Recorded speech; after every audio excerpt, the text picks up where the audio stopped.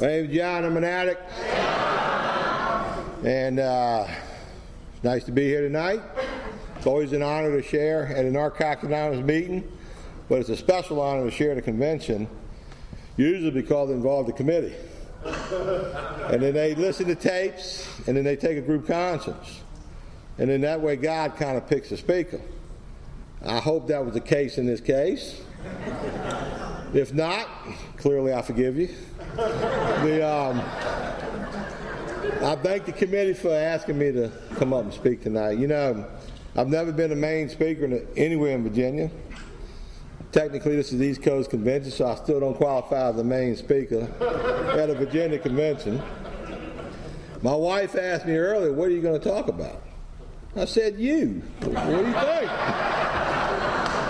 She said, I ain't funny enough to be a speaker. And I'm thinking, that's because you don't tell about the time you burnt your boyfriend's house down for dumping. Now you tell that's funny. You get to be a speaker one day.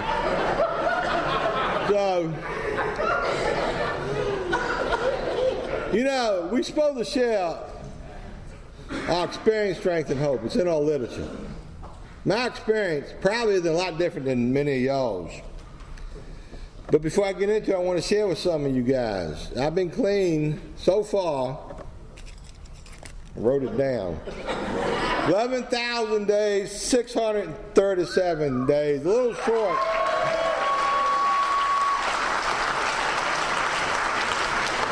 August 10th, 1982, I went to my first NA meeting, and so far, that remains my clean date. And that's over half my life, over half the existence of Narcotics Anonymous. In 1982, it's debatable if there were 1,200 meetings a week in the world, or 1,500, or who knows how many, because half of them you go to question whether or not they're going to be there. But there wasn't many meetings. But before I got to that very first meeting, my experience was this. I grew up in a family. My mama had 8 kids by the time she was 27 years old. And she was married to Dr. Jekyll, Mr. Hyde, raging alcoholic. When I grew up, you didn't know if you were going to get the crap knocked out of you or get a hug. So I got mixed messages from a very early age.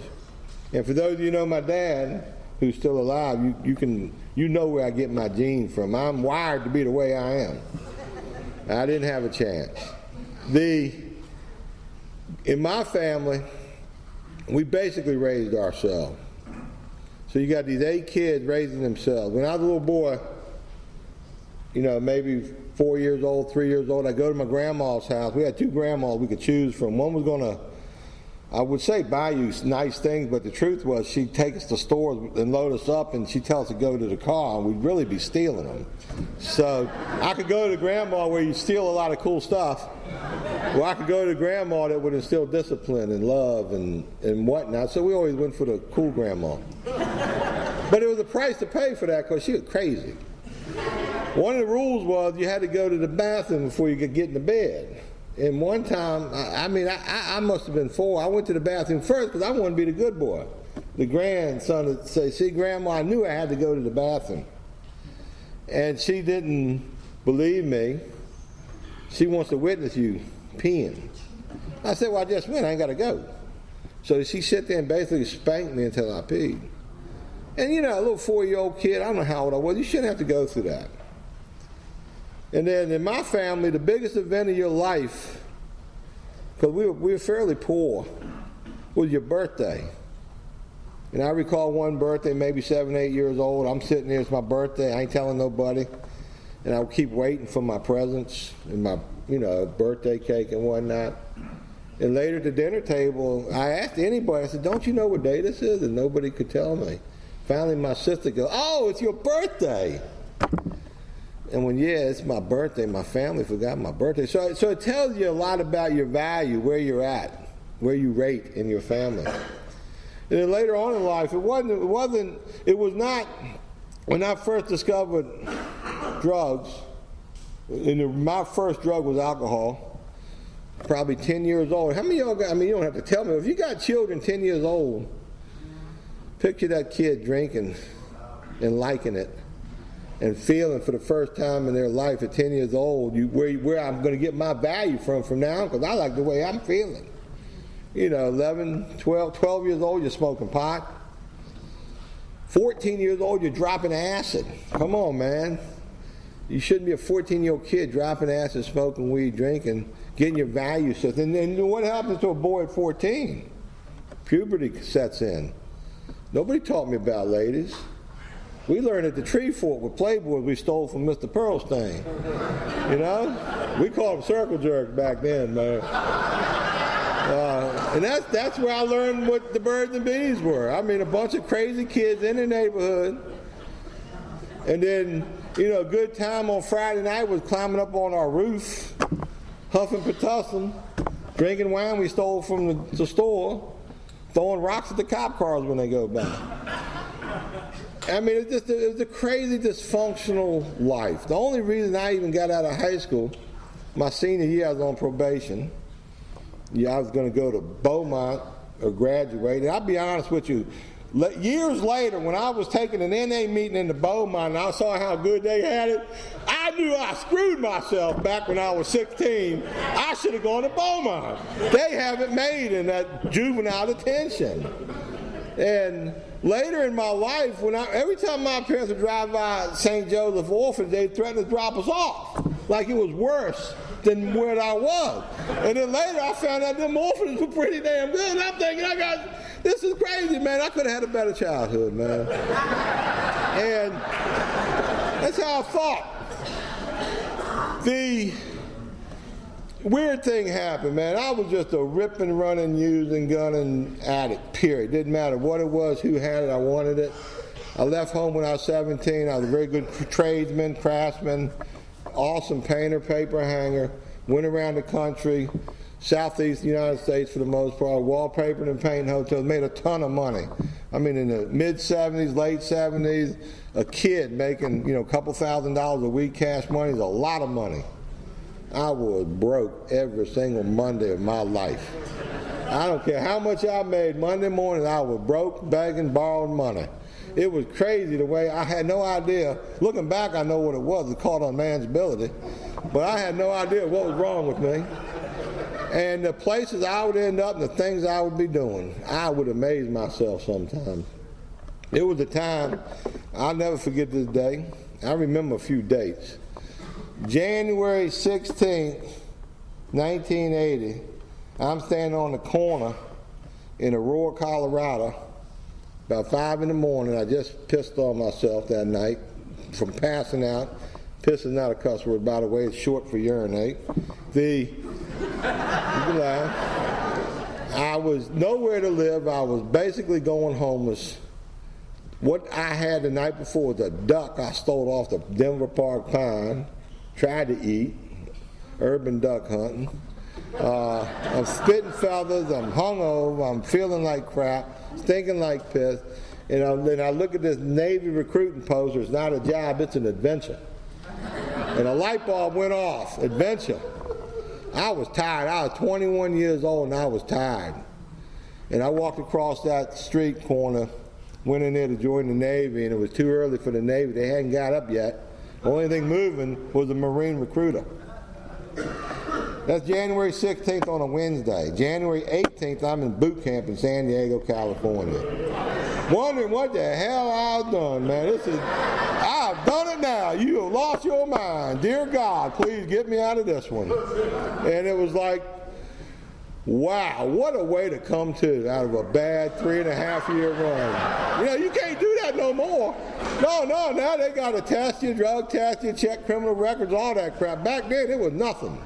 You want to join the Marine Corps, you're in, buddy.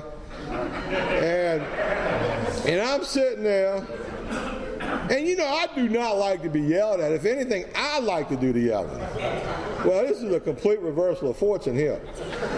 These guys are hammering away at me, and I'm just, I got to say this much, too. The first night in boot camp, when the drill instructor screamed at us, hit the rack, there's 100 of us in these barracks, and only 2 of us knew that meant getting to bed. My daddy was a Marine, so I knew what hit the rack meant. So 2 of us hit the rack, and it was, the drill instructors like that. I see 2 of y'all know what that means. about halfway through this boot camp, I'm sitting there one day thinking, I'm going to jump off this second-story barrack. I'm going to break my leg and get out of this place. I can't take another minute of this. These people are insane. You got any Marines in here? All right. That's right. The rest of the world has no idea what we go through. The Navy SEALs probably do, and Delta Force, but other than that. But I'm sitting there, I'm going to jump.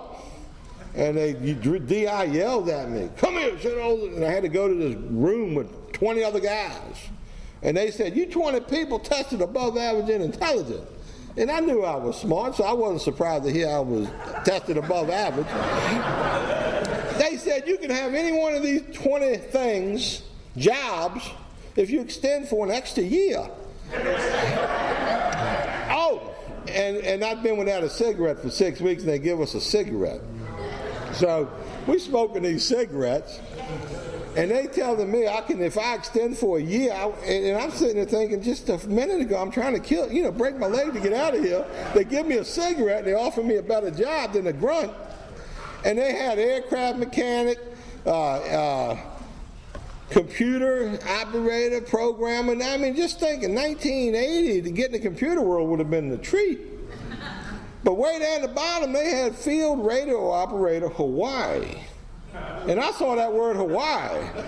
And I'm telling you what, true story, hula dancers were dancing through my brain, and I was smoking Hawaiian reefer, and I couldn't sign that piece of paper quick enough, and I just become a 4-year Marine, man, just like that. That's what my thinking was. I'm crazy. I'm insane, man. And then to make it worse, when I go to Hawaii, I'm still in the infantry. I'm a grunt. I just get to carry the radio.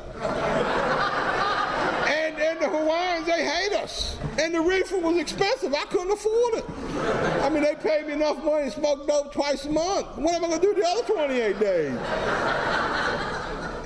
My next 2.5 years in the Marine Corps, it was just pathetic. I mean, I was this great Marine. Everybody wanted to be me. John Wayne by day, but a drunkard, drug addict by night, man. It was horrible. Every time I used like I like to use, I went into a blackout. I got in fights, I pissed on myself, and if you were close by, and it was just no way to live.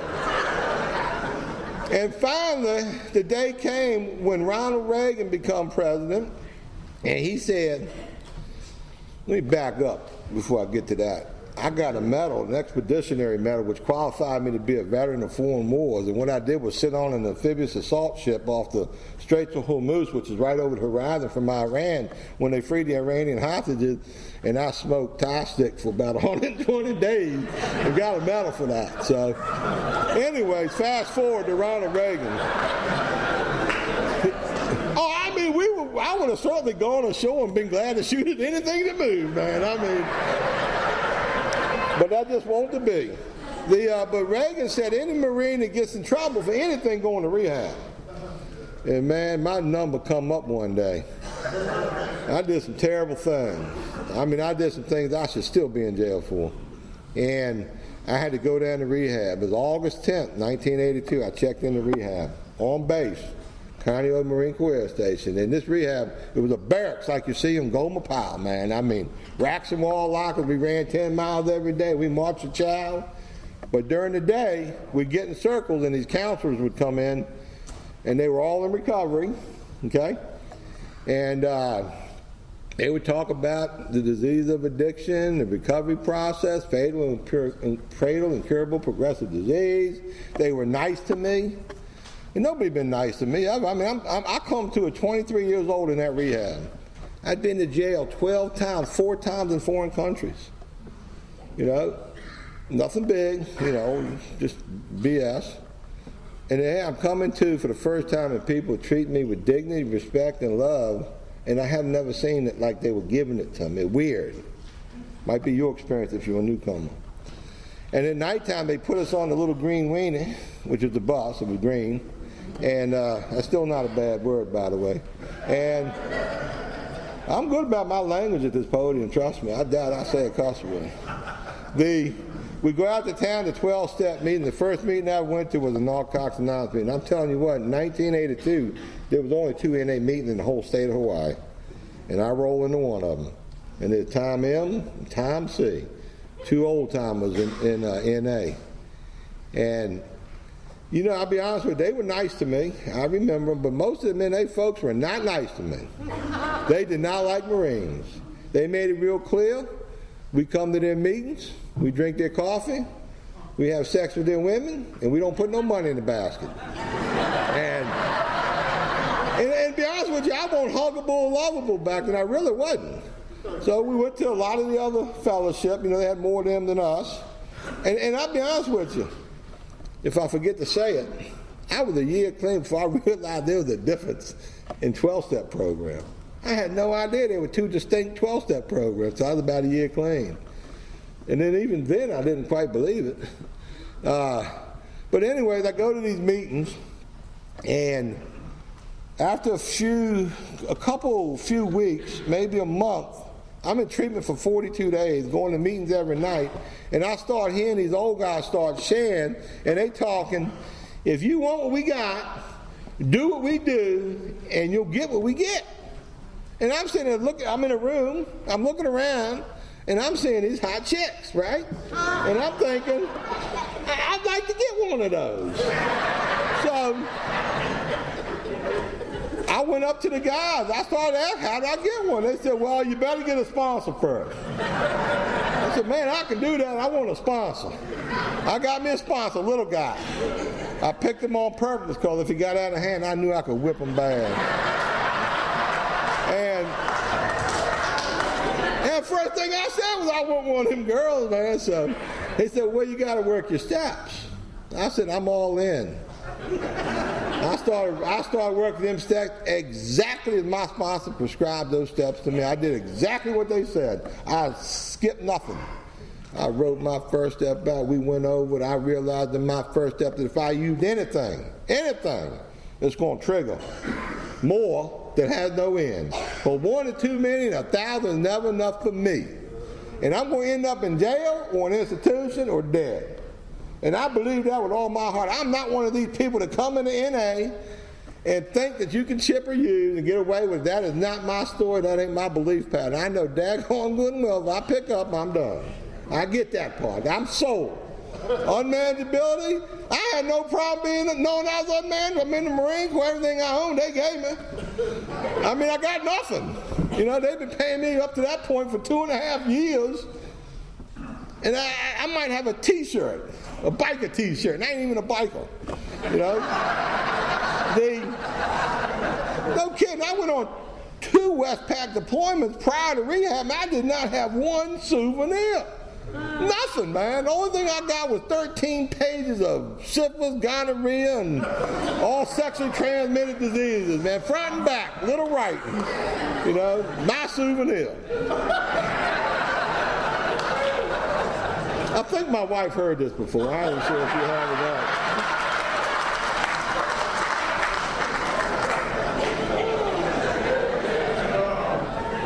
That might account for my low T right now. I don't know, man. They said that was going to affect me one day. My sponsor, working these steps. The second step was crazy because guess what? I wanted to use really bad. I always wanted to use. See, using is the love of my life. I mean, nothing was better than, I'm the Barry White guy. Hello, baby. You know, I like to use, man. And the using was the solution to all my problems, but now I'm in recovery, and all of a sudden, using taken off the table. And then the second step, this is crazy. You mean to tell me I got to get a high power and be restored to some kind of sanity? Are you nuts? And you look around the room, see, you guys look even a lot good today than 1982, but I'm telling you, 1982, y'all was horrible looking, man, except for them hot chicks. But now we got meetings all over the world. We got, 100 meetings a week in Richmond. I mean, there's meetings everywhere, so it's easy to come in here and get lots of attraction. But I'm working these steps. I relied on the group to be my higher power. I shared everything on my brain, and I'm going to talk about sharing. A lot of people say, why are you so tolerant about these newcomers? Some of them actually cuss you out and be mean to you and everything. And the real reason is, when I was a newcomer and when I shared, I cleared the room out of all the ladies. and half the men. I was the horriblest, worst share you've ever seen in your life. The only women that ever stayed back I eventually had sex with, but that was just, they were crazy. I got into my third step, and I realized in my third step, my will in my life was to destroy it with drug use, period. How hard was it to turn that over to a God of my understanding? God of my understanding is really simple, gang. I ain't God. There is a God. God is good. God does not want me to ruin my life with drugs. God does not want me to be mean and ugly to you. God wants me to stay off drugs and be the best person I can and help people. That's the God of my understanding. And since 1982, I have built on that foundation. And it's become something bigger, badder, greater, and more awesome. And the best thing I can say about that, I come into the fellowship a terrible agnostic, hating God, hating on him bad. I don't do that anymore today. So there's going to be some changes there, I'm sure, so don't panic. You take your time, go at your pace, and things will happen. Fourth step, I wrote my inventory out. I shared it with my sponsor, and I'm going to tell you guys something. I did some history here lately, last 10 years, you might say. But I know the origin of these steps, why they were written, why they were designed, how they were designed, and they were really meant to work as expeditiously as possible. Matter of fact, in the 40s and 50s, before there was an NA, per se, as we know it today, if you went to rehab and you worked your first 5 steps in 30 days, and you went back to your community expecting to carry the message and help people, and the recovery rates haven't been that good since. A little something to think about. You know, when I did my 5th step to my sponsor, I was 5 months clean. I shared absolutely everything that I should have, would have, could have, everything, nothing, left nothing out. Man, he didn't really care a whole lot, I thought, when I was sharing it with him. I was expecting him to really roll some eyes and, you know, duck and ask me out, you know, kick me out, whatever.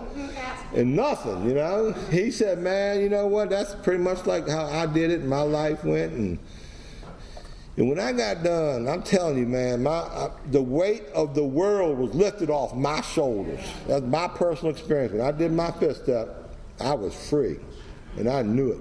And I was walking back to my barracks. I was getting ready to just melt down, start crying like a baby. I could feel a cry coming. I ain't cried since I was 13 years old. And a couple of Marines were coming at me, so I didn't cry. I stuffed it. It took me 13 years later before I cried. I finally cried. But anyways, a long story short, you know, I went on my last deployment in the Marine Corps. I went all over the Pacific, the Far East, Middle East. I went to, you know, programs, meetings, wherever I went. I'm on an amphibious assault ship with 500 Marines and sailors. I'm clean. I got a sponsor. I got 5 months clean. My sponsor got 6 months clean. He's on another ship. We met up in every port. And I know they had NA in Sasebo, Japan in 1982. And I know they had it in the Philippines, but I couldn't find it nowhere else. So I went to other meetings, and we stayed clean. At the end of that 6-month deployment, 2 people in a battalion landing team stayed clean. And, you know, whatever environment you're in, jail, military, you find another recovering person, you take what you can get, you be serious, you can stay clean. And I'm telling you, I hear people whine all the time. You know, today you got cell phone. You texting your drug dealer in a meeting. What the hell is that all about, man? You don't want to miss out on something. You want to miss out on jail institutions and death? Are you crazy? You better get with this thing, man, and get serious about this. But anyway, the point is, if you chase your recovery, you chase your meeting, you do what's suggested, you do what you're supposed to do, your life changes, and it gets really good. And you'll be glad you stayed clean, because I'm going to tell you something. Everybody I know relapsed, regretted it. Everybody. Everybody stayed clean, none of them regretted it. None of them. You want years clean. You want double digits. Now, you know you can't have no beverages in this auditorium.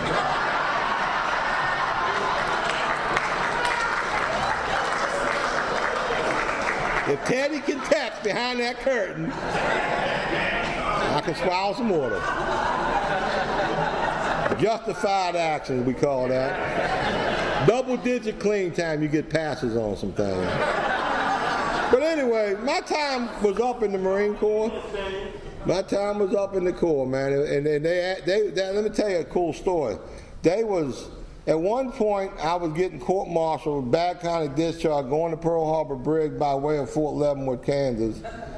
And 16 months later, I'm battalion Marine in a month, regimental Marine in a month, and the sergeant major begging me to re-enlist. He said, man, you can go to 8th and I. You can guard the president if you want. You can go to Spain and be an embassy guard.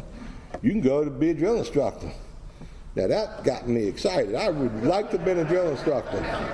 But I said, nope, I'm going home to Richmond to become rich. Because I know if I do my paint business right and don't spend it all like I've been doing, things are going to work out. So, and I did offer to extend, but they didn't take me up on that offer. So I came back to Richmond. This is when I really noticed the difference in fellowships. I rolled up in here on December 22nd, 1983. I can't find the NA meeting. I could barely find the other meeting. But I found them over the holidays. I was miserable. I wasn't linked in, I wasn't connected. I had the worst holiday period of my life in Christmas 1983. I said, man, when they get to know me, we're going to put a stop to that. And the next year, we had open houses. That's how them open houses got started the next year. That's a big deal. But anyways, that's when I met Jeff. Jeff H., y'all know Jeff? Old ponytail guy. You'll probably see him tomorrow. I met a bunch of them old guys. Ed was probably there. Y'all know Ed, Jeff. A couple other guys. Girls. Nancy come along shortly thereafter. Roxanne come along at some point in time. The NA fellowship wasn't squat, man. We had I think maybe 5 meetings a week. And I was going to the other program. As a matter of fact, we had one night we didn't have a meeting. And I said, Jeff, let's go to the other meeting tonight. He said, nah, I'm taking the night off. And I'm horrified, like, what? How can you take a night off, man? I mean, we're newcomers. We're going to use if we don't go. He said, I don't go to that other fellowship. I only go to NA. And then I was really shocked and horrified. What do you mean you just go to NA? Nobody stays clean going just to NA, man. I mean, are you kidding me? This is what I'm thinking. And he was one of those guys that showed me, if you do service work in NA, if you start meetings, and if you commit to that, you got nothing to worry about. Because the truth is, it ain't where you go. It's what you're doing. It's called service work. And I'm here to tell you. I'll tell you about service work. Anybody in the room got over a year clean, raise your hand. Now I want you to look around. Hey, Jack, look around. Over a year clean. Jack, look around. You, Jack. There you go. Now, if your hand is up, how many of y'all doing service work? Huh? There's your connection right there. Let that be Exhibit A. If you want to stay clean, you do service work.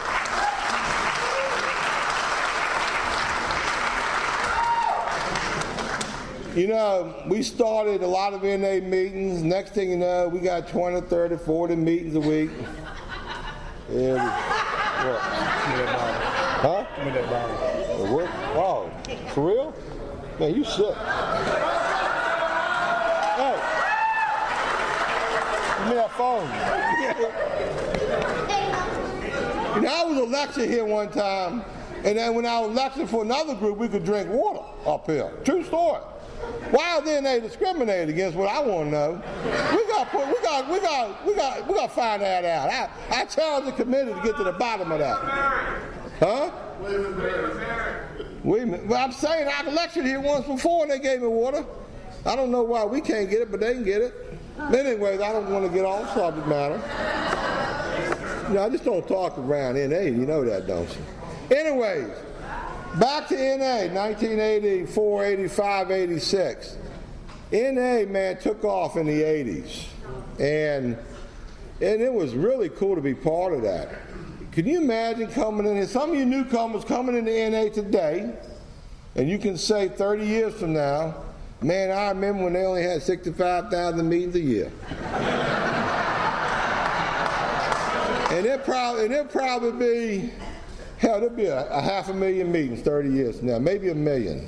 This thing is still going. It ain't slowing down. It ain't stopping. And the reason is because I don't know if there's anything better out there that you can recover from the disease of addiction. As simple as this. This stuff works. But anyway, back to service work. There was a time when I had a service position or a service job 28 days in 1 month. And I had no idea that was a problem or an issue. I mean, I wasn't married. I had my own business. I could do what I want. But between coffee making jobs, H&I jobs, convention, public information, I remember 1 month I had 28 service commitment meetings that I did. And I thought, man, that's a lot. I better, not be like that, because some people can get burned out and buried in service. I got my same home group I've had for 15, 16, 17 years now. And my home group before that I had 10 years. I got the same sponsor I've had since the East Coast Convention reconsidered. It's amazing. See, what do they say? A hungry mouth gets fed? You ever heard that saying before? Remember that, a hungry mouth gets fed. And if that don't work, a smart butt gets the edge. But anyway, I toned that down a little bit. Where was I? Service. Man, huh? Home group. Oh yeah, sponsor. I got the same sponsor I had since the East Coast Convention in New Hampshire. Is that where it was? So Kermit over right here, my old sponsor. Been there for me for almost 20-something, almost 30 years. And if you want an easy sponsor, get Kermit, the easiest guy you could ever get, man. I mean that. Oh, you get a reputation now being his sponsor. But that's all right. It ain't that bad a reputation. I remember when I asked him, we had a little diner. It's me, you, Larry North, for those who remember Larry, Debbie Dunn. We're sitting around, shooting the breeze, and I just remembered it was time for me to just get one sponsor, one NA sponsor, let go of all that other stuff, and just commit to one fellowship, one disease. I'm from that era. A lot of y'all don't even know what I'm talking about. It was actually a purist war took place back in the 80s and 90s. Destroyed a lot of people, hurt some people. It really did. And it was not pretty to witness or see. I hope we never go through that again. Because the truth is, we're a program of attraction. And I tell every newcomer I deal with, and I deal with a lot of newcomers, you go where the love is. Where you feel the love is where you need to be. Anyways, Kermit probably thinking, when you going to start working these steps again? But things were different back in the early 80s. That's before y'all had literatures and books where some newcomers decided to write a bunch of rules in there that I didn't agree with. But anyway, different topic. My life got good. You were here saying here that if you come in here and don't use no matter what, your life will get better and better and better and better, and it does. The bottom line is drugs are bad, NA is good. Okay?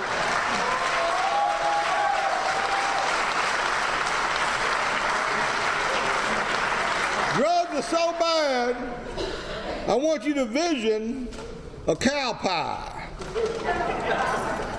A running one. Flat, running cow pie. That's drugs. Okay?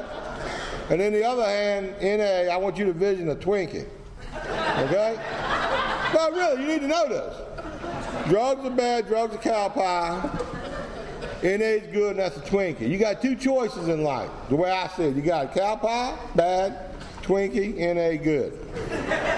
Cow pie, drug, bad, Twinkie, NA. You get the picture? There ain't no cow pie cover Twinkie in the middle. That don't fly. It's one or the other. So if you're new, you think about that, because you got choices. I was 13 years clean, on top of the world, president of the Painters Association, owner of many, many houses and buildings, net worth of several $1 million. My life was on fire. Built a brand new house, brand new car. Just had a child, 1-year-old child.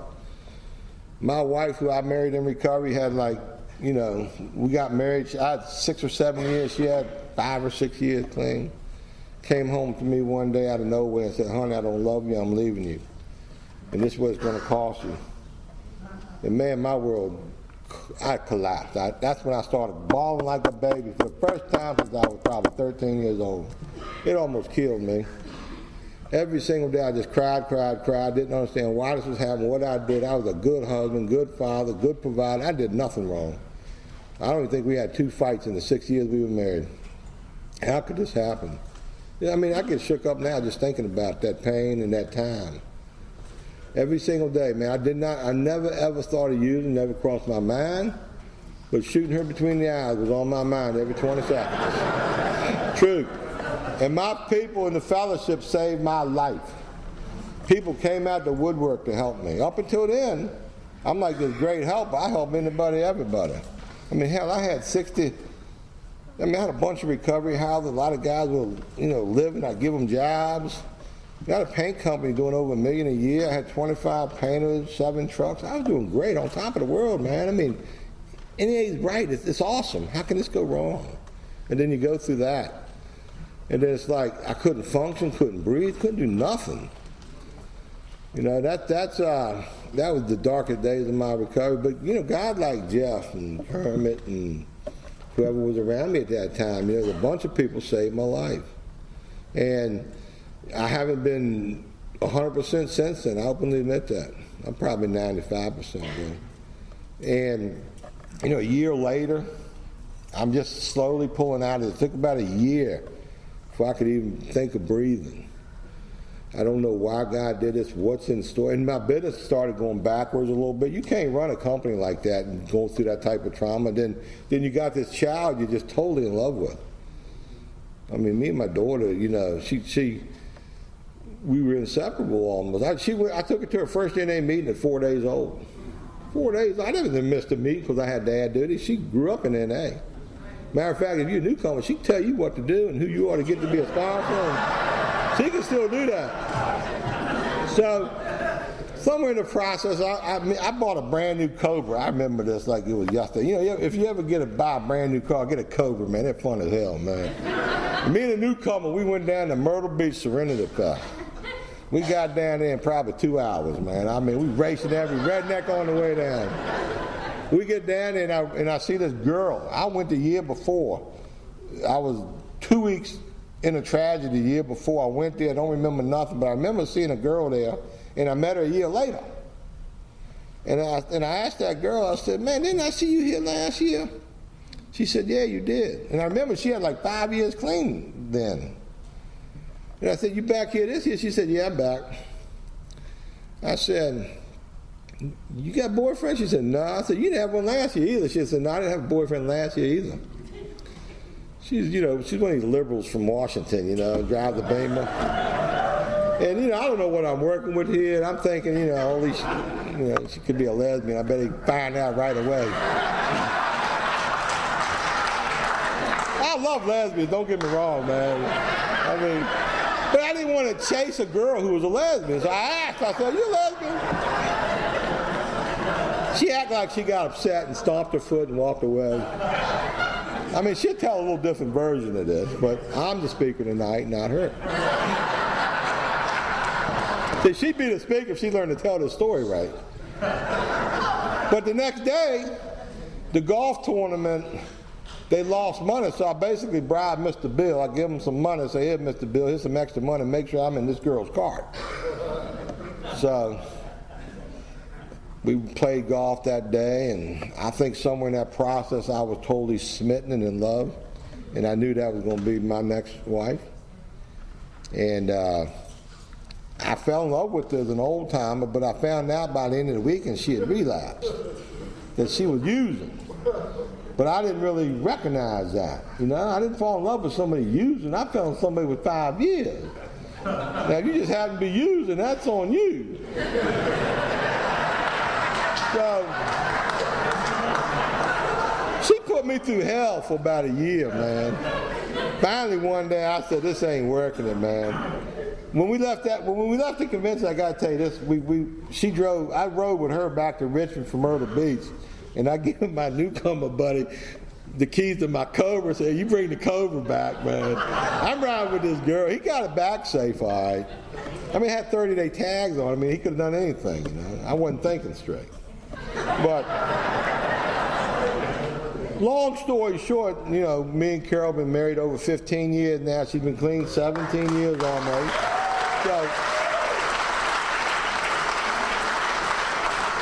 So far, it's working out pretty good. But I'm watching her. I do. I smell her breath all the time, man. That first year, she has trained me to smell that breath. If it smells like garlic, that's a cover-up for vodka.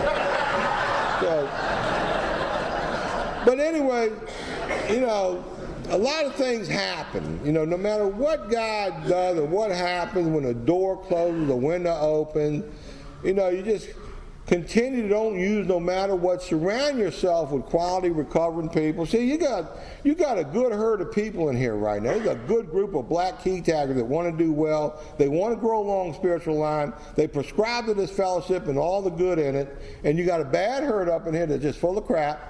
Right. They're going to be chipping, lying, stealing. They're just here to pickpocket and steal. And then you got some people here that just don't know what time of day it is. They're just minding their own business.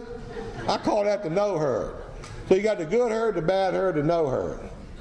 I'm telling you, you got choices. You come up in here and you get with the good herd, like I run with the good herd, this can be your story one day. Now you can change the stuff about me you don't like. Okay? Not everybody gonna like everything about me. But I'm gonna tell you what, you definitely want 31 years clean. You definitely want that experience. You want that.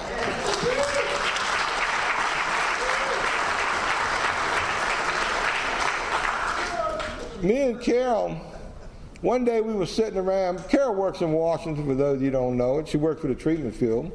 And so I got to travel with her and her job all over the country. And she'd do some cool stuff at the White House. I used to go up there and hang out. And sometimes, I mean, I get to be around some cool people. And I'm always this recovery guy. And Betty Ford used to be her client, and we used to go out to the Betty Ford Center and shoot the breeze with Jerry and Betty. And I remember the first time we went out there, we go on Betty Ford Center and we pull up to the gate, and the guy, can I help you? Carol was always scared of the way things I would say or do. I said, we're with the National Enquirer here to take pictures of your clients. The guard laughed. He loved it. He knew come on in, you must be waiting for the Fords. And I remember meeting Betty several times and Jerry Ford. And I went back a year later to the same board meeting. And when I went back a year later, Jerry Ford walked right up to me, put his hand out, and said, John, so good to see you back this year. You were such a fun person to be with last year. Isn't that cool? I mean, to me, that's awesome, man. I mean, and when she take me around Capitol Hill, I get to meet these congressmen and senators. And see, you got to realize Washington's a cesspool of, I mean, if there was ever a place where there was just so much cheating, lying, stealing, dishonesty, when I'm up there, people really appreciated my genuineness. I didn't have to kiss nobody's butt. I wasn't trying to get nothing. There was nothing I had. They wanted nothing I wanted. They had. I'm just my wife's husband hanging out, you know. And she used to always give me, you know, she'd always worry about me. Like we were at the inauguration one time, a Clinton inauguration. She knows I'm a moderate Republican. She's the House Democrat, and she was scared I was going to say something to Bill when they walked by. Man, I'm telling you what, when Bill walked by in the parade and all her buddies were throwing napkins and booing, I'm just standing there watching. See there? Your own people giving them a harder time than me. I'm the good one in the bunch, man. We were at the NA camp out a few years back, probably 10 years ago in June. I'm not sure what camp out we were at. We're sitting there thinking, first of all, let me say this. I had a reputation for helping kids in NA, take them to meetings and bring them to my home group. You know, people in I always wore NA t-shirts everywhere I go. I'd be in the food line. Somebody go, what's that t-shirt? Oh, that's NA, Narcotics Anonymous, Worldwide Fellowship, blah, blah, blah. You are an addict, aren't you? Somebody in your family and that. And you know, I'm the kind of guy that would have 5 or 6 people at the checkout stand talking about how their nephew, cousin, or son needs to go to NA. And I'd give them a meeting schedule. And you know what? It just was cool. I make recovery cool, and you should too. Recovery is very, very cool. And one day, me and Carol come outside on our deck, and there's a kid out there smoking a cigarette. I said, "Can I help you?" He said, "Yeah, my mama dropped me off." She said she heard you could help me. I got a drug problem. I said, "That's cool." And then they would ride with me all day long in the paint. I'd be in the paint bin. They get in there, they ride in my truck, my car, windshield time we call it, go to meetings, have the time of our life. 30 days go by, I come out back, and there's 2 people out there. And this was the kid's cousin. And I'm Todd's cousin. I'm here. My mama dropped me off too, and I heard you got coffee ready.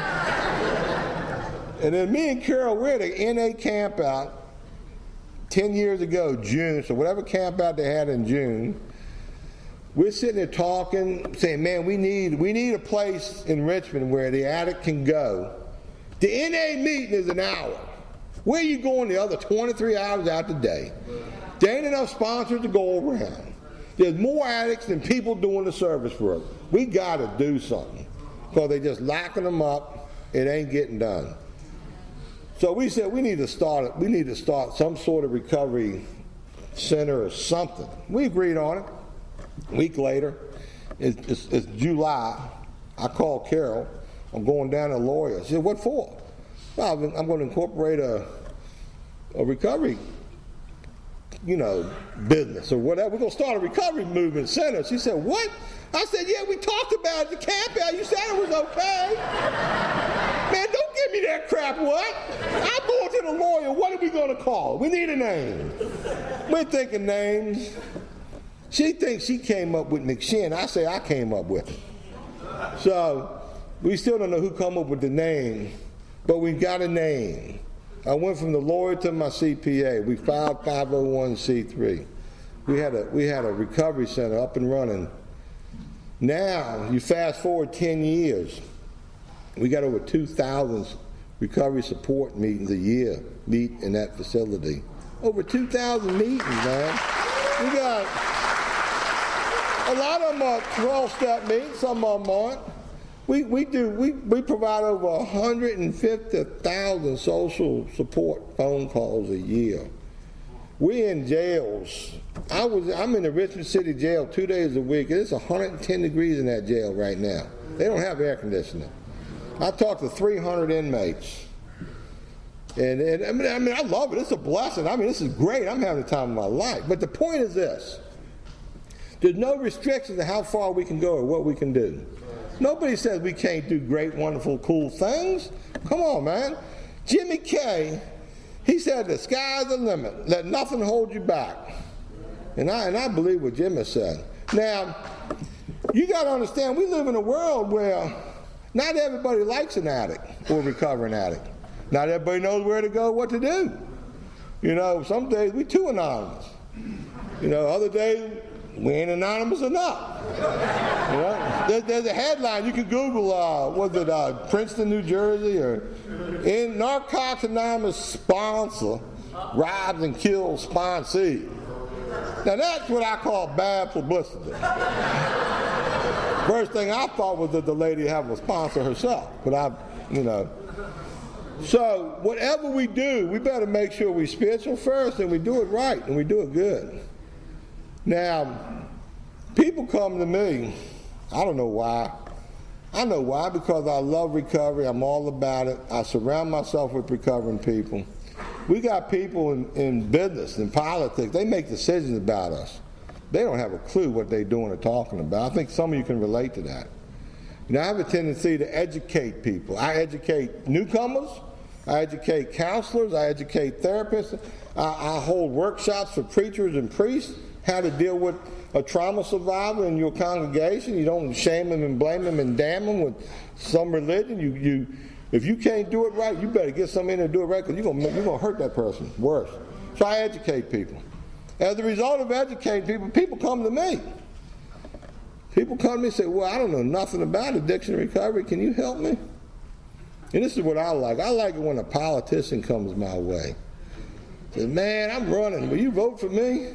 What do you know about addiction and recovery? Nothing. Well, how can I vote for somebody who don't know nothing about nothing?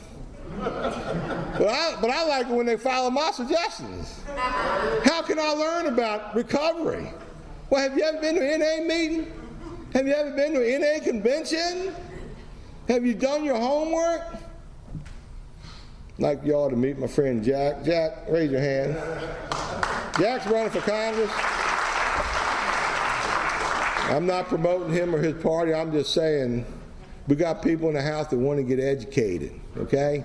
They're doing their homework.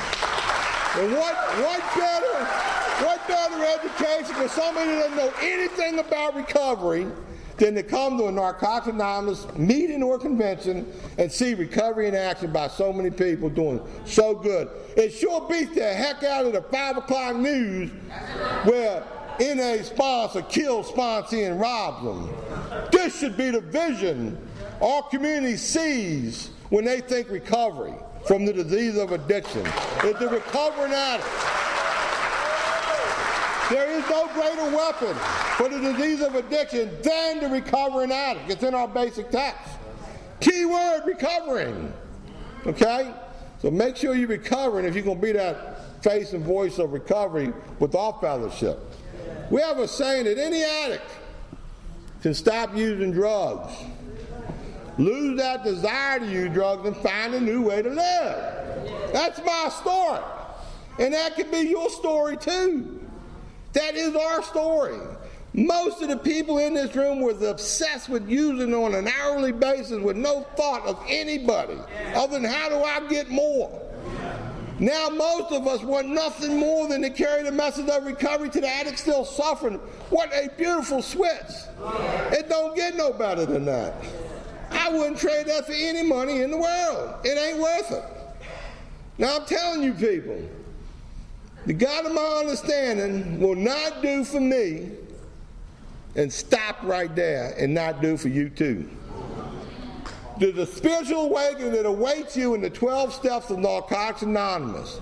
And the quickest way to get there is through service work, sponsorship, working these steps. You cannot fail or miss. It's all in our literature. This is the simplest no-brainer thing there is.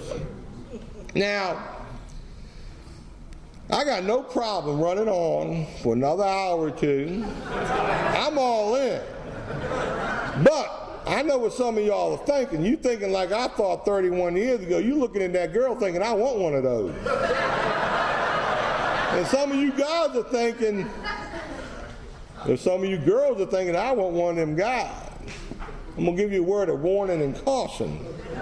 You better watch what you want and look for in these rooms because you might get it. And I tell my daughter all the time, you want a man, you better run a background check on that guy. Do a financial report. Do it all. Because you don't know what you're getting if you don't do that. Now up in here, for some reason, we forget all that stuff. I'm telling you, I seen a girl one time, well, I'm sitting there, this good-looking guy walks in the meeting, brand new first meeting, she actually let it slip out. He's mine, I seen him first. And I'm looking at her thinking, really? Man, we got to remember, give yourself some time before you get in a big hurry, get wrapped up in one another. Now, I say that, clearly, my wife somehow slipped in my life, messed my game all up. And I think most people in a quality relationship probably found somebody in this fellowship fairly new. Some people been 2 or 3 times, still ain't got it right. You might want to just stay close to your sponsor and those black key taggers. If by chance, and only by chance, I said something you do not like, you have to get with Lance because he asked me to speak tonight.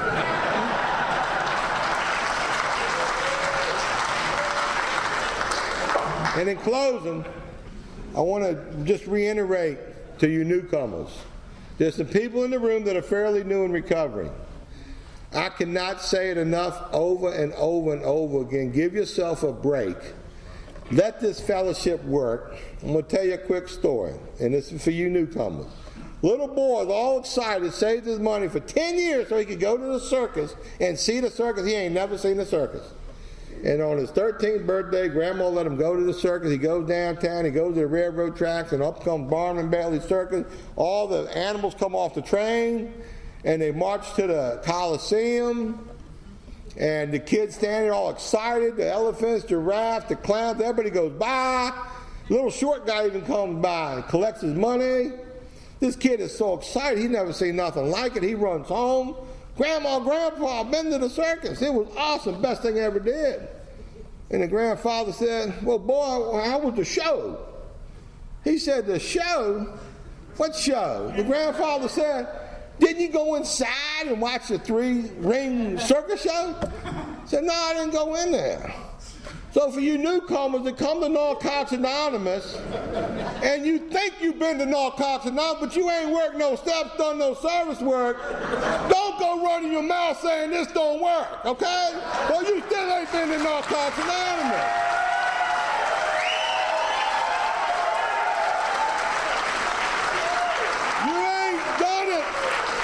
Until you worked your 12 steps and had the spiritual awakening, and when you done that, then you can say you done been to the show with Narcotics. Now, thank you very much.